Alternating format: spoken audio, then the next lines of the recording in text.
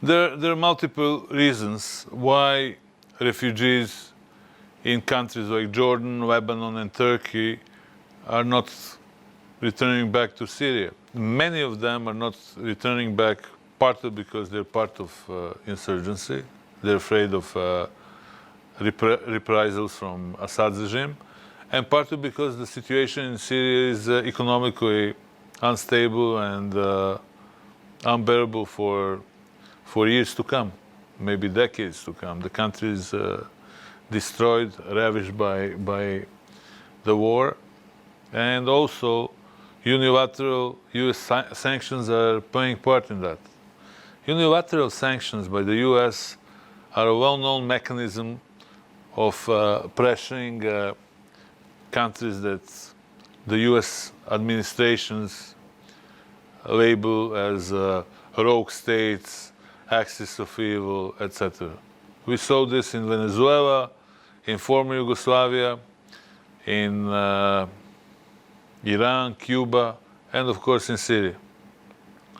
I don't think that unilateral sanctions are affecting the political structure as much as it affects ordinary people.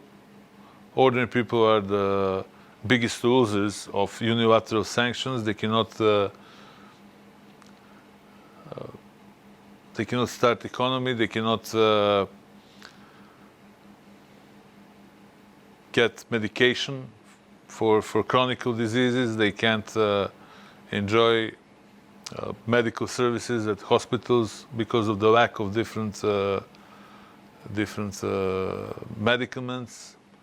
We have the US military in eastern Syria, and they're stealing oil reserves from the Syrian people. This is one example. And if you economically cripple a country by sanctions and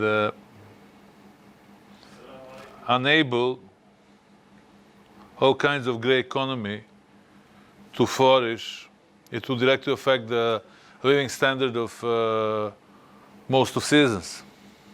Mostly affected people are those who belong to lower middle class and low classes, poor segments of the society. So sanctions are affecting them more than political leadership. If they claim that they're interested in toppling the regime, they're